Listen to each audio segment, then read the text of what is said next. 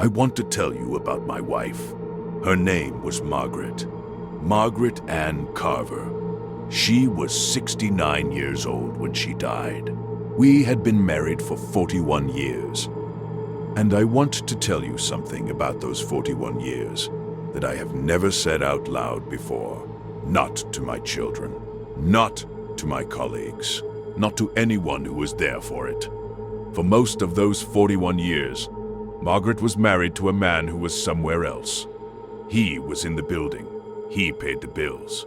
He showed up at the holidays, the graduations, the milestones that are supposed to matter. He was responsible and dependable and present in every way that can be measured on a calendar or confirmed in a photograph. But he was not there. Not really. Not the way a person needs another person to be there. And Margaret, patient, clear-eyed, deeply loving Margaret, waited. She waited for 30 years for the man she married to come home from a place he never actually left. And when he finally did, when I finally understood what she had been waiting for and what it had cost her to wait for it without complaint, without ultimatum, without ever making me feel the weight of what she was quietly carrying. She had 8 months left. 8 months. I have thought about those 8 months every single day for the last 3 years. About what they gave us, about what they cost, about everything that preceded them, and everything that their existence reveals about the 30 years before. And I have come to believe that what I learned in those 8 months, and in the grief that followed them, is the most important thing I have ever had to say. More important than anything I learned in 40 years of emergency medicine. More important than any pattern I observed in any patient. Because this one is not about them. This one is mine. How we started, and what I failed to understand. I met Margaret in 1979. I was a second-year resident at a hospital in Pittsburgh. She was a hospital social worker. She worked with families in crisis, the people sitting in waiting rooms while we worked on the person they loved, trying to understand what had just happened to their lives, and what was going to come next. The first time I saw her, she was in a family consultation room with a husband and 2 adult children who had just received devastating news about their wife and mother. The door was slightly open. I was walking past. I stopped. I'm not entirely sure why. And through the gap in the door, I watched her with that family for a moment. She wasn't talking. She wasn't explaining anything or filling the silence with clinical language or moving the conversation toward practical next steps. She had pulled her chair in close to theirs, not across a table, not at a professional distance, and she was just completely, entirely present with them in the worst moment of their lives. I had been working in medicine for long enough to recognize what that was. It was not a technique. It was not something she had learned in a training room. It was a quality that some people have and most people don't. The ability to be so fully in a moment with another human being that the other human being can feel it. Can feel that they are not alone in it. I stood in that corridor for longer than I should have. A few weeks later, I found a reason to ask her about one of her cases. It was not a particularly good reason. She knew it wasn't a particularly good reason, but she answered my question anyway. And then she asked me one in return, and we talked in a hospital corridor for nearly an hour about things that had nothing to do with medicine or social work. I asked her to dinner 3 days later. We were married in June of 1981. She wore a dress the color of cream and stood at the front of a small church in Pittsburgh, waiting for a man who arrived 29 minutes late because of a trauma case he couldn't leave mid-procedure. She was standing there when I walked in, and she looked at me and she laughed. Not an embarrassed laugh, not a relieved laugh, a genuine warm, I know exactly who you are and I'm choosing you anyway laugh. That laugh I have thought about that laugh many times since she died, because I understand now what it contained. The same thing it would always contain across 41 years. The knowledge of who I was, the full acceptance of it, and the decision to love me anyway. What I did not understand in 1981, what I was not yet equipped to understand, was that this quality in Margaret, this extraordinary patience and generosity, was not simply who she was. It was also a gift she was giving me. A gift that required something in return. It required me to see it, to receive it consciously, to honor it. For a very long time, I treated it as simply the weather, as the climate of my marriage. Something I lived inside without examining where it came from or what it cost to maintain. The years that passed while I was working. The first decade of our marriage was the decade of building. The hours were long, 60, 70 hours a week in the early years. More during the periods of residency training and early career advancement. I was building towards something. That was the frame I lived inside. I was constructing the infrastructure of a life that would, eventually, allow us to have the time and the space and the ease we both wanted. Margaret was building too. She continued her social work, eventually moving into hospital administration, managing programs that supported families in crisis. She was extraordinary at it. The kind of professional that institutions build their cultures around without always recognizing it explicitly. She also raised our children.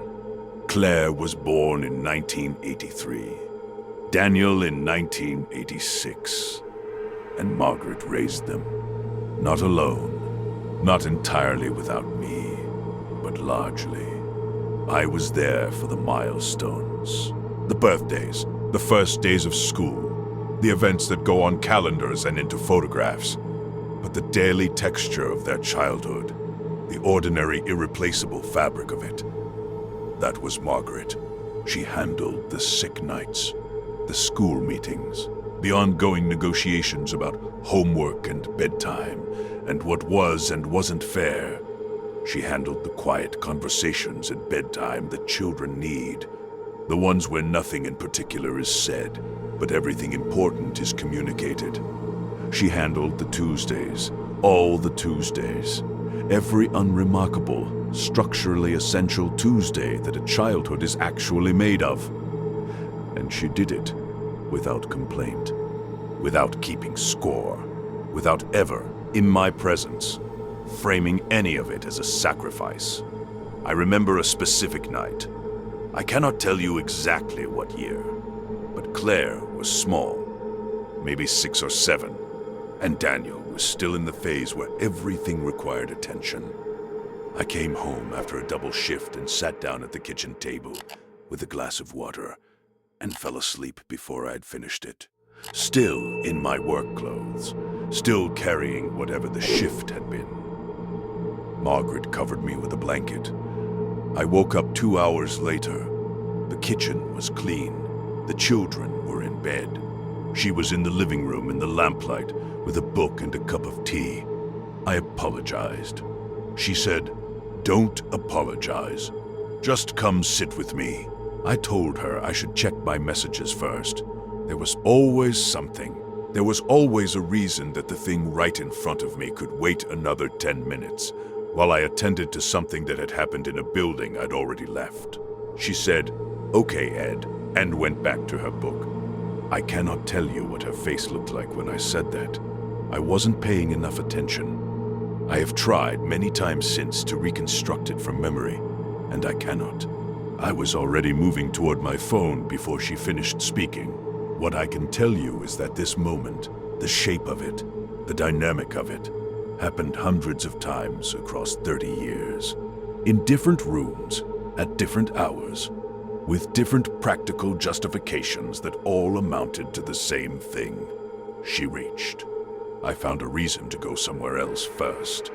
She waited. I told myself this was a good marriage. And in many ways, measured by many things, it was. We did not have crises. We did not have affairs or prolonged conflicts or the kind of dramatic fractures that announce themselves. We loved each other.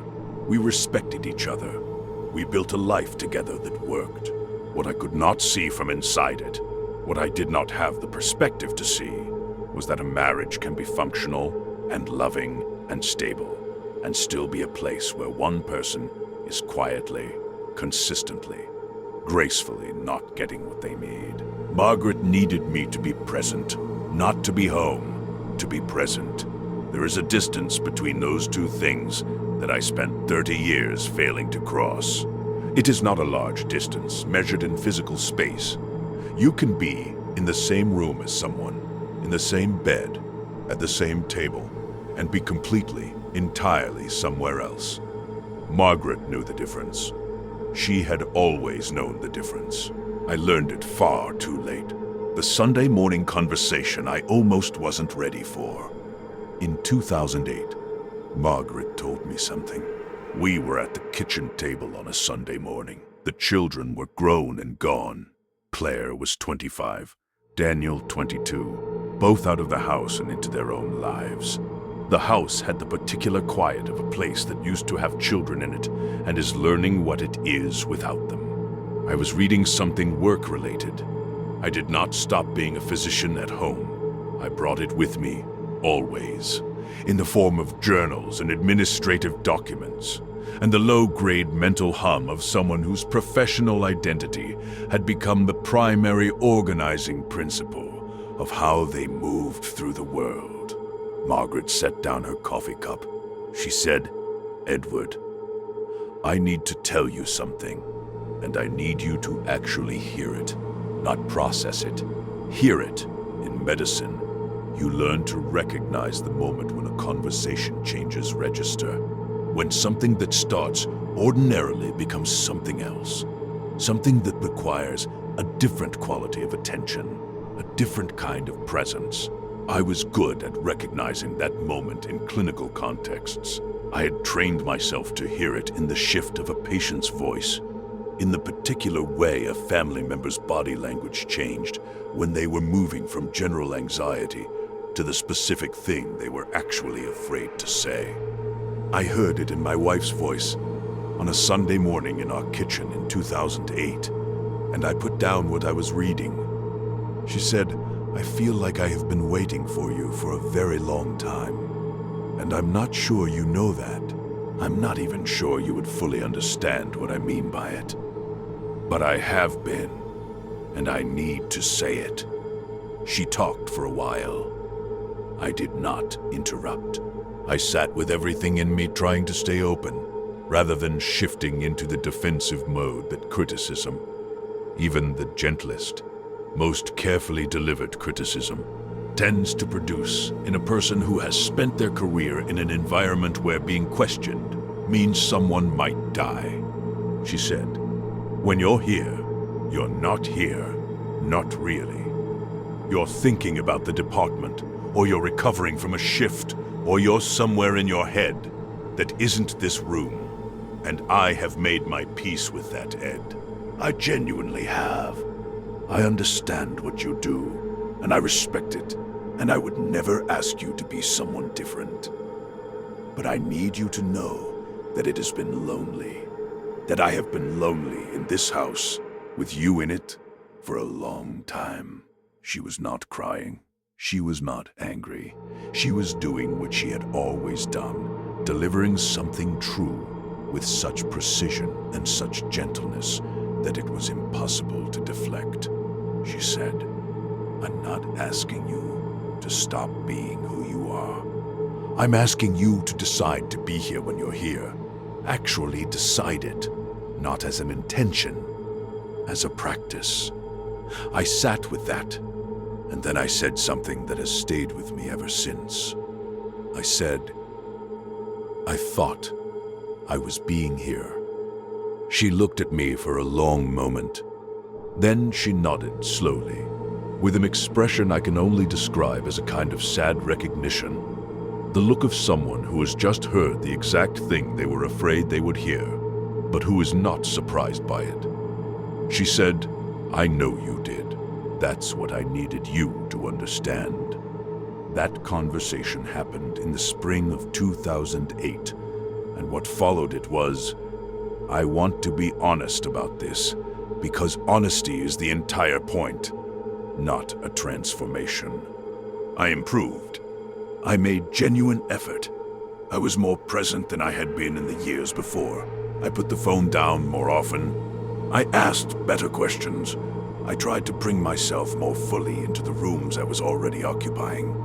But the depth of change that the conversation deserved, the full reckoning with what she had said and what it would require of me, I deferred that. I told myself I was doing it.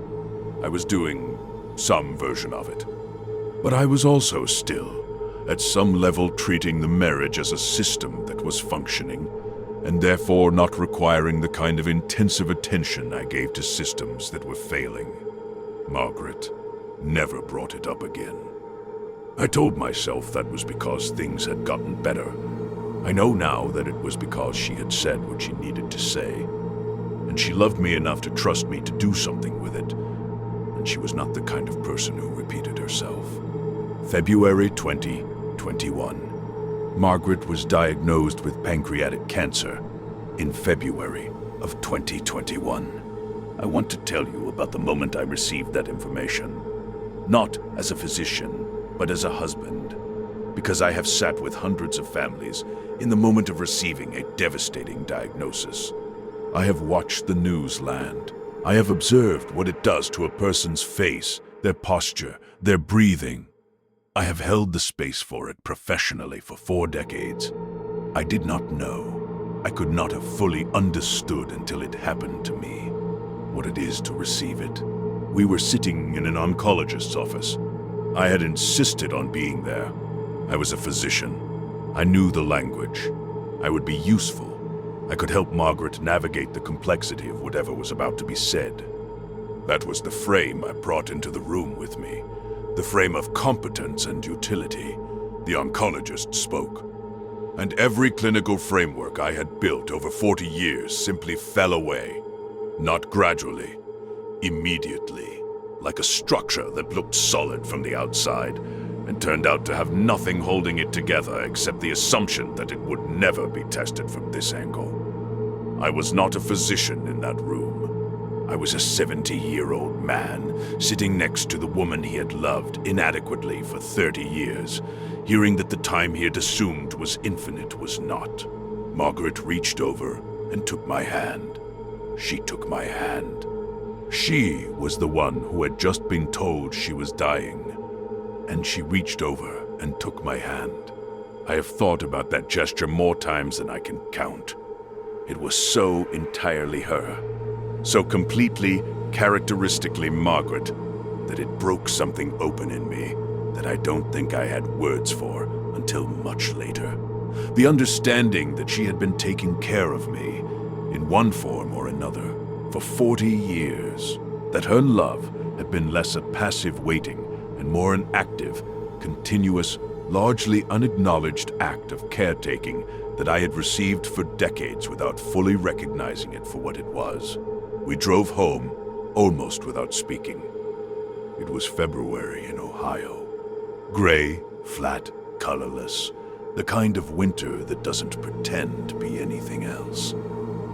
At one point, Margaret looked out the passenger window and said, very quietly, "Well, I suppose we'd better get started." I asked her what she meant. She said, "Getting started, on the time we have." She turned and looked at me, and she was smiling, a real smile. Not performance, not bravery assembled for my benefit. The smile of someone who has decided something and is at peace with the decision. She said, "I have wanted you present for 30 years, Edward, and now you will be. So let's not waste the beginning of it sitting in silence in a car in February." She reached over and turned on the radio. I don't remember what was playing. I remember thinking that I had married the most extraordinary person I had ever known, and that it had taken me until this moment, in a car in February, driving home from the worst news of our lives. To understand that fully. The 8 months. Everything we built and everything it cost. From February to October of 2021, I was present in a way I had never been in 41 years of marriage. I am not going to call this redemption. I want to be careful about that word. Redemption implies the cost was paid by the person who needed to change. And the cost here was paid by Margaret. By the years she spent waiting. By the patience she extended that she should never have needed to extend. By the full and present marriage she deserved and did not have for most of the decades she was alive. What I can tell you is what those 8 months were. They were the best months of my marriage. That is the most difficult sentence I have ever had to say, and I need you to hear it in its full weight. The 8 months in which my wife was dying were the best months of our 41-year marriage, because they were the months in which I finally arrived, completely, without reservation or distraction, or the quiet background hum of somewhere else to be. I stopped checking my phone. Not reduced, stopped. The phone existed for calls from Claire and Daniel and Margaret's sister, Carol. That was the entirety of its function. I cooked. I had never cooked. Not seriously. Not once in 40 years of marriage. The kitchen had been Margaret's domain, and I had allowed it to be hers, without ever examining what I was allowing by default, what I was taking without offering anything in return. I learned to cook in those 8 months. Badly, at first. Margaret taught me from a kitchen stool, when standing was too tiring, directing my hands with the infinite patience of someone who understood that what was happening in the kitchen was not really about the food at all.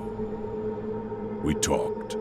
We talked in a way that we had not talked in decades, with full attention, without an agenda, without one of us half somewhere else. The conversations had a quality that I had never experienced with her before. And that I can only describe as the quality of 2 people who understand, without saying it, that the time is finite and that nothing in it should be spent on anything other than what actually matters. She told me things about herself that I had never known, not because she'd kept them from me, because I had never been still enough to hear them. Stories about her childhood in western Pennsylvania, about her mother, who died before I met Margaret, and who she had never stopped missing in the quiet ways that people miss parents they adored. About a friendship from her 20s that had shaped her understanding of loyalty in ways she'd never fully articulated. About a version of herself that existed before she was my wife, a fuller, more textured, more complicated person than the one I had been seeing from the partial attention I'd been giving her for 30 years. I told her things too. Things I had been carrying in the sealed compartments that emergency medicine builds in you.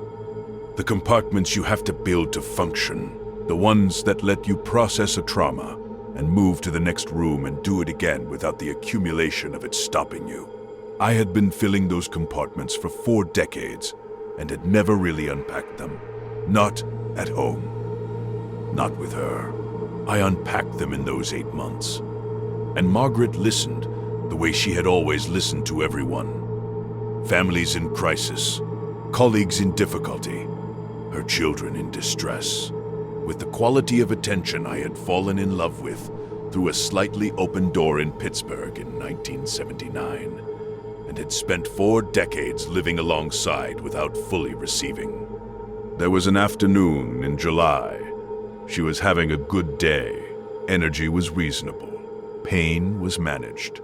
The particular grace that sometimes appears in the middle of a long illness and feels like a gift. We sat on the back porch together for 3 hours. No agenda, no plan. The garden was full, and the light was the long golden light of an Ohio summer evening that makes everything look more valuable than it is on an ordinary day. We talked for a while, and then we stopped talking and just sat there. Margaret leaned her head on my shoulder, and I thought, with a clarity I had not often had in my life. We should have done this every summer. Every summer for 40 years, we should have sat here exactly like this, on a Tuesday, on a nothing special evening. Not waiting for an occasion, not waiting until the circumstances were exactly right. Just here together, doing nothing in particular, which turns out to be everything. I put my arm around her. We stayed there until the light was gone. She died in October, at home, which was what she wanted, what she had been clear about from the beginning in the way she was clear about everything. Claire and Daniel were there. I was holding her hand. The last full sentence she said to me, the day before when she still had language, was this: "You came home, Ed. You finally came home." 6 words. I have lived inside those 6 words for 3 years. The patient who was me. There was a man who came into my emergency department in the winter of 2014. He was 58 years old, a contractor. He ran a successful construction business. The kind of man who had spent 30 years building things for other people and had, in the process, built a life that looked exactly the way he had intended it to look. House paid off. Kids through college. Reputation solid. The material architecture of a successful American life. Complete. He came in with chest pain that turned out to be severe but not immediately life-threatening. We stabilized him quickly and he was going to be fine.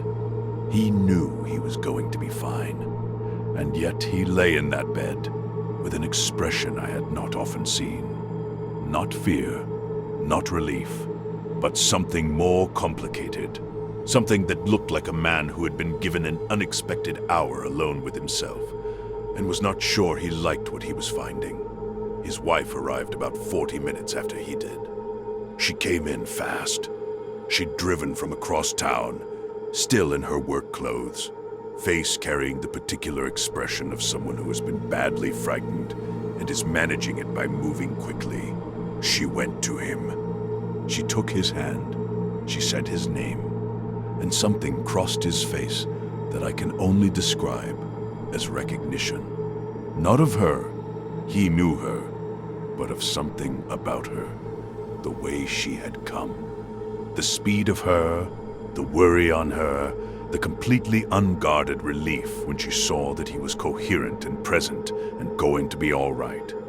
He looked at her for a long moment, and then he said very quietly, not to me, not performing anything, just saying a thing that had apparently just become clear to him.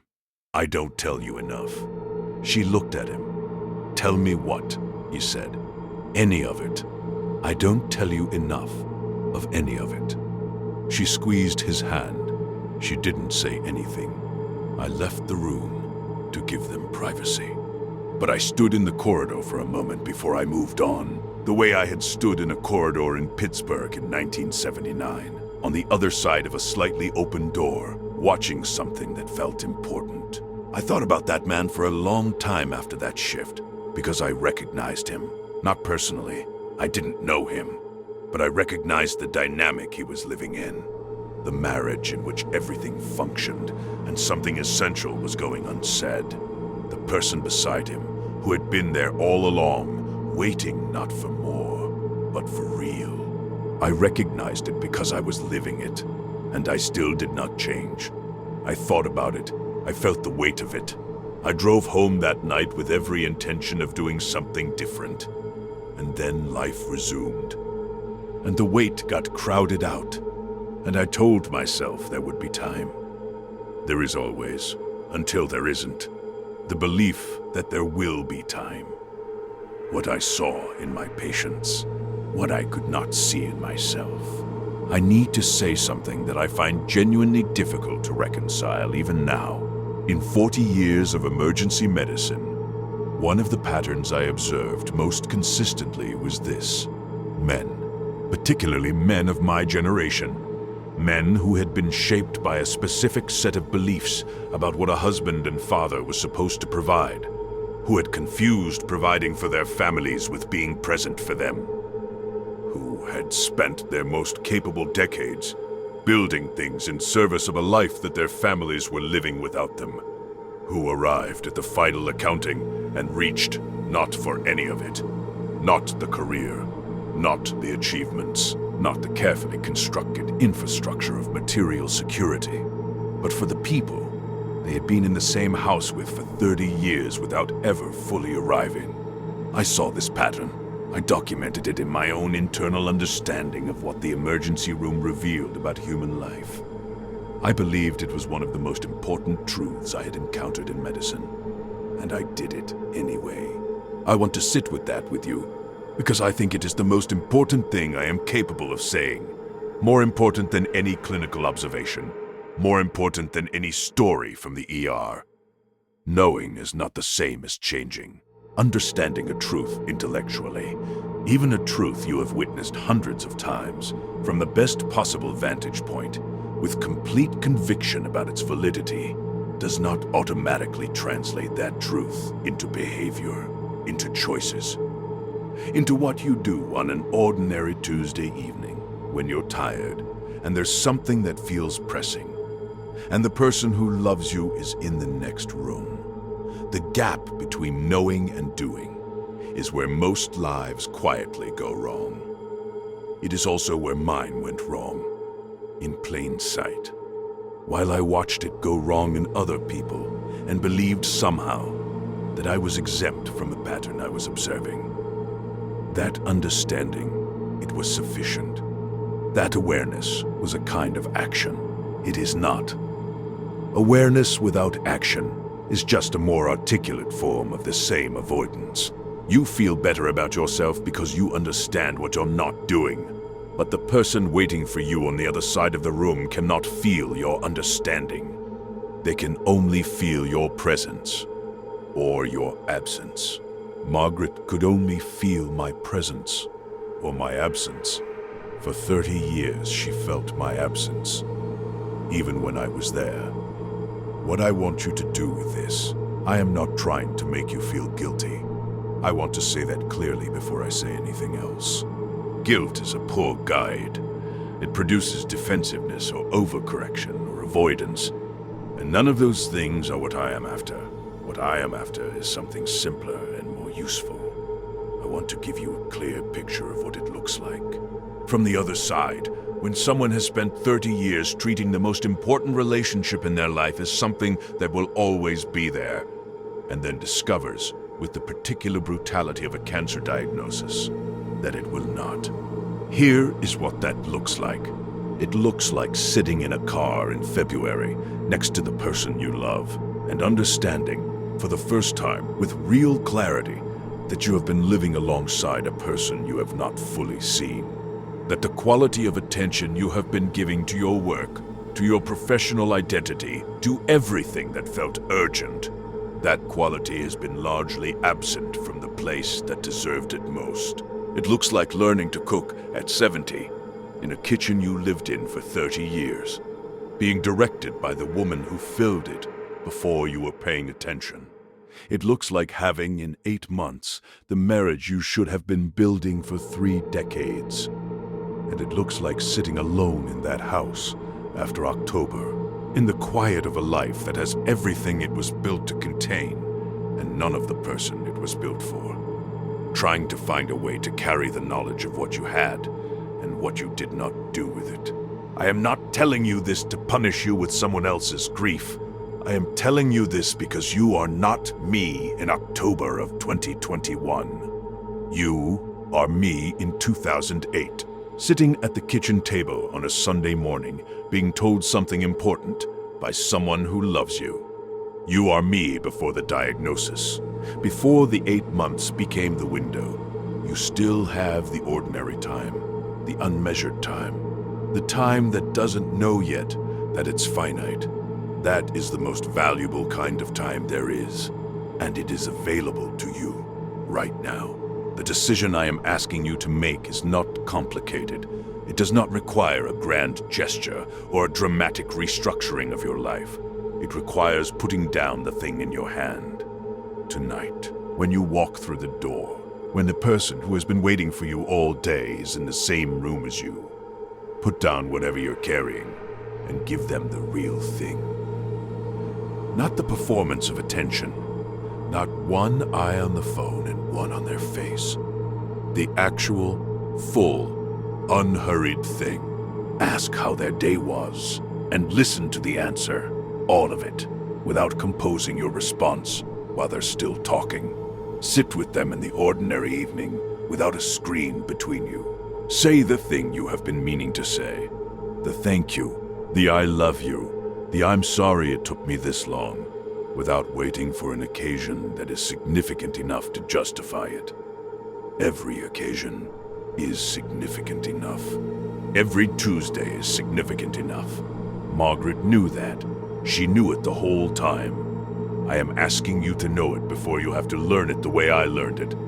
What she taught me that medicine never could. There is one more thing I want to say. About Margaret specifically. About what she was. I have spent 3 years trying to understand the quality that allowed her to love me the way she did. To wait with patience that never curdled into resentment. To hold space for a version of me that hadn't arrived yet. To spend 8 months at the end of her life teaching me, with the time she had left, how to be the husband she had always deserved. I have come to believe it was courage. Not the kind of courage that gets recognized. Not dramatic courage, public courage. The kind you can point to and maim. The quiet kind. The kind that makes a decision every single day, without ceremony and without acknowledgement, to keep showing up fully for something that is not yet fully showing up for you.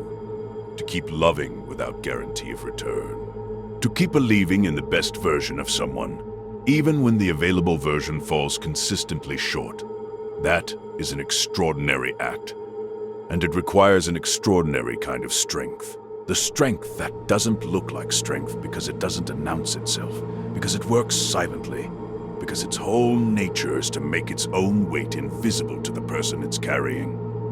Margaret made her weight invisible to me for 30 years, not because she was weak, because she was so much stronger than I was. I told her that. In the 8 months, I told her that and other things I should have been saying for decades.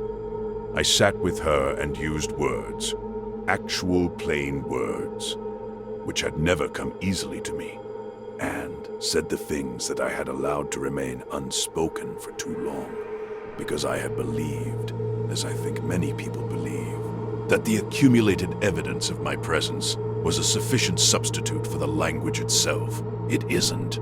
It was never sufficient. She received everything I said with the same grace with which she had received everything I'd given her across 41 years. Completely, without conditions.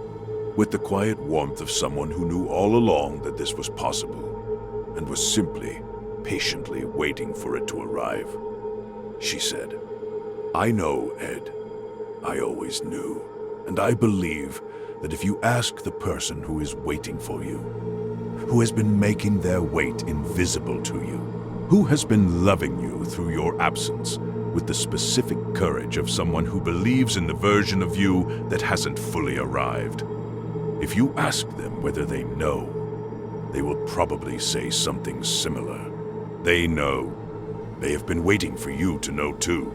Before you go, is there someone waiting for you? Not dramatically, not loudly, not in a way that has declared itself as waiting, because people who love you rarely do, but quietly, consistently, with the particular patience of someone who has decided to keep choosing you, even when you are not fully there to be chosen.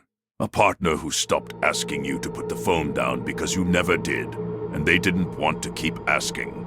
A parent who calls every Sunday and talks about small things, because the real conversation feels too large to request. A child who stopped telling you about their day because your attention was always fractionally somewhere else and they learned, early, to work with what was available. A friend you keep meaning to call. Someone you have been meaning to tell something to for years, waiting for the moment to be right. The moment is right now. Not because anything dramatic is happening. Not because you have received a diagnosis or a warning or a reason that forces the decision. You don't need a reason of that magnitude. The person waiting for you does not require you to have been frightened into showing up. They would simply like you to show up because you chose to, because you looked at your life clearly and decided that what is in front of you is more important than what you're carrying in your hand. That decision is available to you at any moment. In the car on the way home, at the front door before you walk in the kitchen, when you could set your phone on the counter instead of keeping it in your pocket. In the evening, when the choice is between one more hour of something that can wait and one real hour with the person who has been waiting for you all day. These are small decisions. They do not feel like the turning points of a life. They feel like Tuesday evenings. But a life is made of Tuesday evenings, almost entirely. The milestones are the exceptions. The Tuesdays are the substance. And what you do on the Tuesdays, who you are on the Tuesdays, how present you are on the Tuesdays, that is the marriage. That is the relationship. That is the thing the person beside you is living inside every day. Because you are still in the time before any of that. Because the window is still fully open. Because the person who is waiting for you is still there, still waiting, and has not yet run out of time. Because it costs less than you think, and it is worth more than I have the ability to tell you. Go home tonight. Put down whatever you're carrying. Give the real thing to whoever is on the other side of the door. Don't make it the thing you are going to get to when life settled down. Life has never settled down for anyone. It did not settle down for me. It did not settle down for Margaret. We had one porch, one summer evening, 1 hour of golden light before the dark came. Don't wait for the diagnosis to sit on your porch. In the comments, tell me, is there someone waiting for you? You don't have to say who. Just tell me, is there? I read every one. My name is Dr. Edward Carver. Margaret would have wanted me to say all of this. She probably would have said it better. I'll see you in the next one.